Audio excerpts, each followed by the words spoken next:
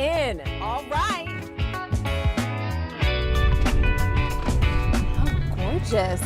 We really lucked out on good weather too, right?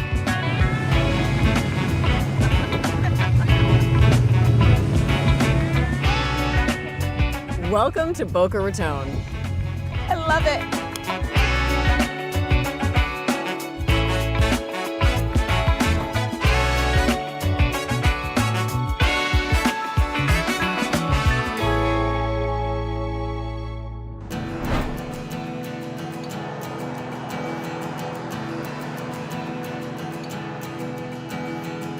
There's just so much history. 100 years of it. Yeah. This is Lake Boca Raton, impossibly turquoise and dotted with posh houses and condos. And so much opulence too, but in like the best way. It really is. A nice way to spend our day. Yes, yes. And what better way to take in the sights and sounds of it all than with my friend and morning anchor, Alex Finney. All right, here we go. On a boat that looks like an Italian car. Why not?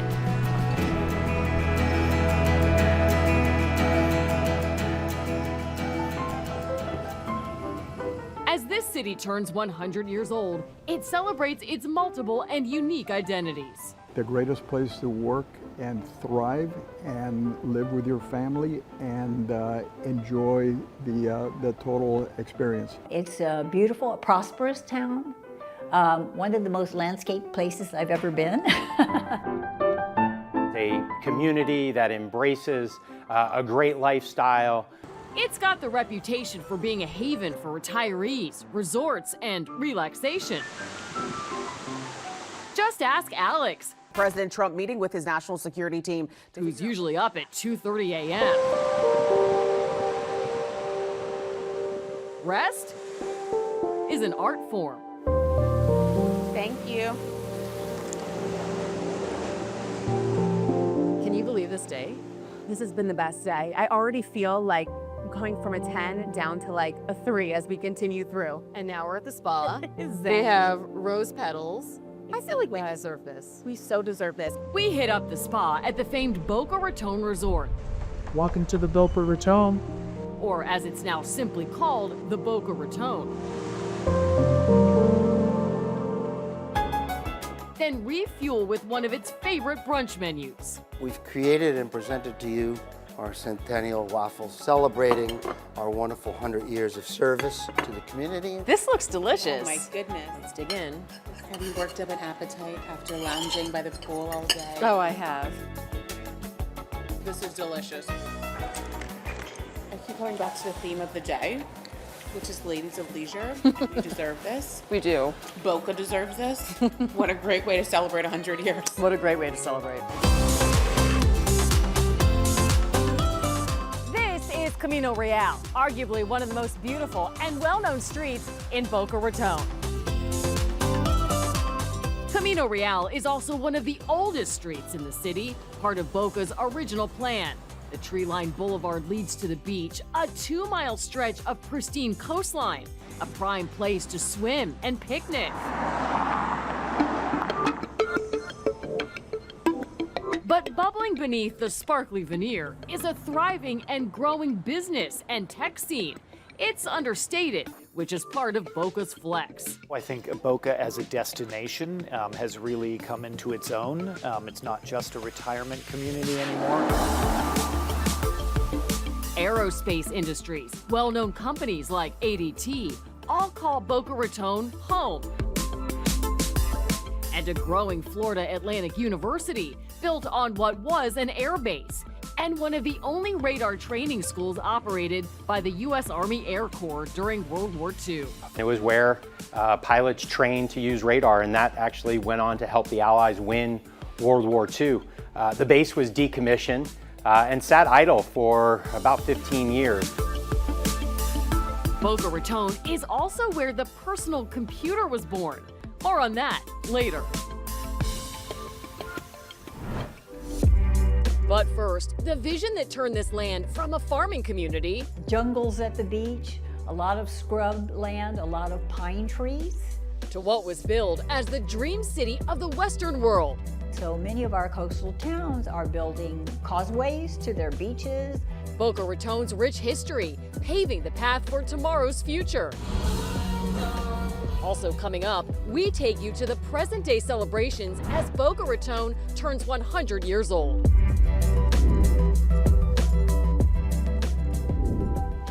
Cheers. Cheers to us. This looks delicious. It is. Boca Raton looks really good for 100. It really does. And you know what? Listen, by the time we're done with our spa day, we're gonna have our massages, our facials. We're gonna look just as timeless as Boca. And I really love that for us.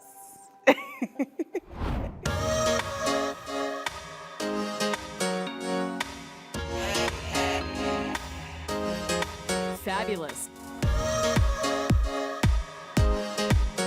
timeless, and well manicured. But this tropical paradise has been more than a century in the making. Rewind to the early 1900s.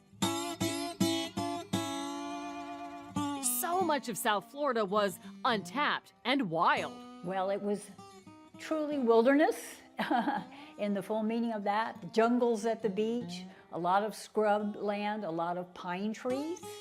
The early pioneers came here for agriculture. Tomatoes and pineapples were among the major crops here. But soon, a charming architect from California named Addison Meisner would come to Florida. Were those some of his original drawings? Those are original sketches from his book. Sometimes he's accused of, not knowing how to draw and so on. Well, that's absolutely not true. We have beautiful sketches. He was really a master. If there's a name connected with the style, it's his. There's a lot of Spanish and Italian influences, a lot of Pueblo Indian, Moorish, California mission. He looks like the life of the party. Oh, I think, according to the newspaper accounts, he certainly was. He knew how to schmooze, but he was a very cosmopolitan gentleman, and he was so well-traveled and very sophisticated. He hung out in New York society quite a bit, and also California society. Well, you have to be charismatic to lure people to a place with mosquitoes and bugs and... Oh, that's right. Meisner helped build opulent Palm Beach and had eyes on another area known as Boca Raton, announcing in 1925 his plans for what was called the Boca Raton Project, a seamless paradise for the powerful, snatching up 2 miles of frontage on the Atlantic Ocean and adjoining inland property. It was going to be the greatest resort in the world, not resort hotel, resort community, the dream city of the Western world. So who could resist such a wonderful project? Those prospective investors would need a place to stay, which is why Meisner built the 100-room Cloister Inn, what is now the Boca Raton. These were the movers and the shakers who wanted to Yes, buy property right. here in Boca. This is where the original dining room was, and people came here every evening for whatever the set menu was for that evening. So tons of history in this room. You can feel it. Yes. People were really coming to Florida, particularly in the wintertime, of course, and they could come by automobile because of Dixie Highway. And so many of our coastal towns are building causeways to their beaches. They're building beachfront pools. They called them casino pools back then. This was the original town hall. It is now a treasure trove of history. And here, you'll learn that the city's name has a confusing history, steeped in a mistake. Boca Raton literally means the rat's mouth, but it's also an old nautical term. The original term, Boca de Ratones, is a nautical term, an antique nautical term for a rocky inlet. Problem is, that rocky inlet was on Biscayne Bay near Miami Beach. Basically Miami Beach in the 18th century. And by the 19th century, map makers confused the bay with this lake, about 50 miles north. And I have maps where it's in two places at one time, so it's no wonder we're confused. All over South Florida, there was trouble in paradise. The real estate boom would go bust. thanks in part to the Great Hurricane of 1926, hasty spending, among other issues. There was a lot of bad press in Wall Street Journal, northern newspapers. They hated seeing all this money come to South Florida. There were scams going on in the state, absolutely. Scams in South Florida? No way! But before Boca Raton was even established, another neighborhood was already thriving, Pearl City. My grandfather was Will Demery, and my grandmother was Bill Demery, and they were one of the first pioneers to purchase property here in Pearl City. Mainly, it was just farmland, picking beans, tomatoes, cucumbers, pineapple. The community was mainly blacks, just black people.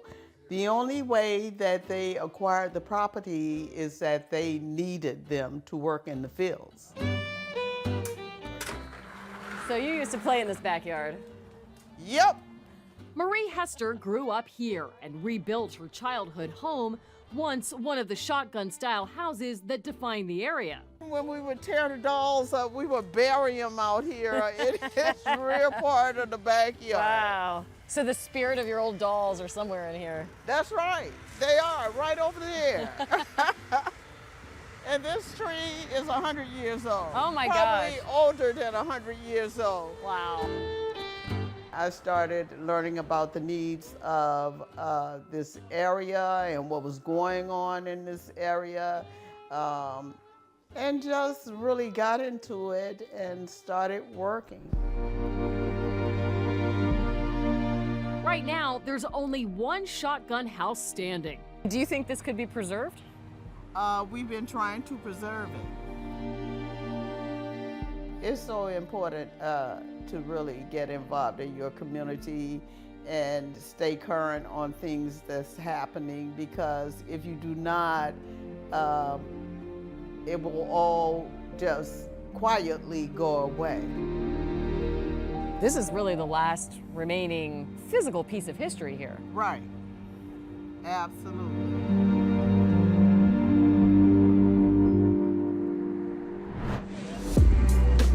Up next, from pristine beaches to a thriving hub for technology. And next thing I know, I got 2 job offers from IBM. The first ever personal computer born in Boca Raton, and it was all one big secret. Incredible secrecy because we had never done anything like this. Stay with us as we celebrate 100 years of Boca Raton.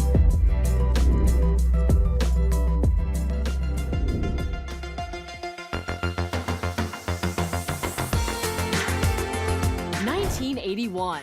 Something secret is brewing in Boca Raton. All of a sudden, I get a call. Fresh from the University of Miami, Pete Martinez is recruited by IBM, with a sprawling headquarters attracting the best and brightest. And next thing I know, I got 2 job offers from IBM in Boca Raton. I said, what could possibly go wrong? Life is intense, working on robots, navigation, mixed in with volleyball and cookouts. I had no idea what the ride was going to be about, and it's probably the most incredible ride that anyone could possibly have. California might have Silicon Valley, but this was Florida's Silicon Beach, and soon that ride was about to take a seismic shift. Incredible secrecy because we had never done anything like this. A clandestine project called Acorn. Acorn, the code name for a product that would change everything. It's a landmark announcement for our... And that was the first ever personal computer. At the time, did you know what you were getting into with the personal computer? Absolutely not. Nobody did. Nobody could have expected what was about to happen. Initially, IBMers thought it was an experiment. What they learned was that Boca Raton was the test market for the PC. Here it is, the IBM personal computer. IBM going directly at consumers, manufacturing 500,000 computers in the first 18 months of the rollout.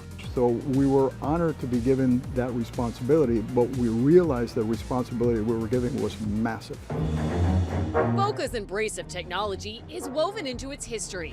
At the beginning of World War II, the mayor at the time convinced officers of the Army Air Corps to move its radar training school here from Illinois. Radar was still top secret. You couldn't mention that when you're off campus. But by the 1950s, the air base had outlived its usefulness. In 1955, the Florida legislature authorized the creation of a new public university. Florida Atlantic University was born. We opened the doors here on our Boca Raton campus in 1964, and so we go back in our history, and it's part of our DNA as being a university that's based on innovation and based on opportunity, and that's still who we are today. And back at the old IBM headquarters, it's now called the Boca Raton Innovation Campus, with a growing roster of futurists and entrepreneurs. They tried to connect the legacy and the future of this place. The legacy of this place is innovation, is technology, is entrepreneurship, but so is the future.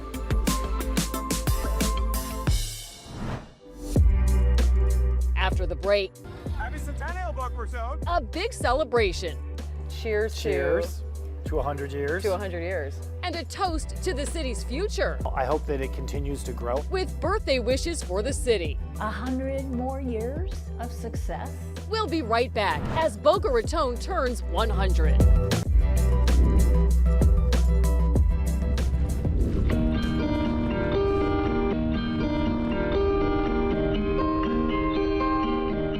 So many perspectives, 100 years. 100 years.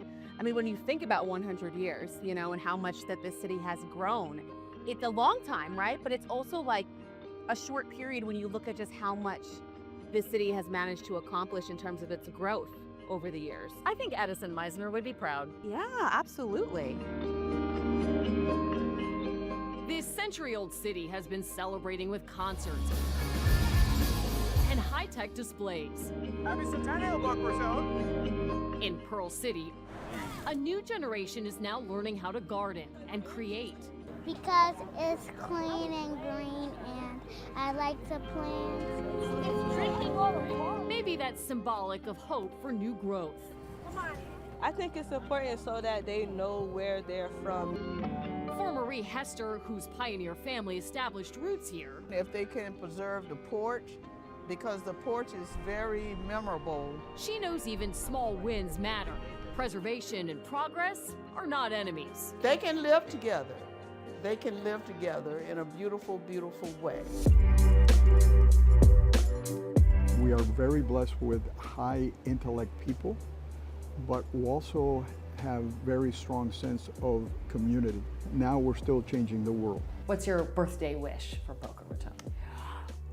100 more years of success, and that people remember that we have a history. I hope that it continues to grow. I think Boca as a destination has really come into its own. Well, happy 100 years to Boca Raton, and we just want to wish you more success as a community that embraces a great lifestyle, a great business community, a great community for education, and we wish you many, many more years of success in the future. What's your birthday wish for Boca Raton?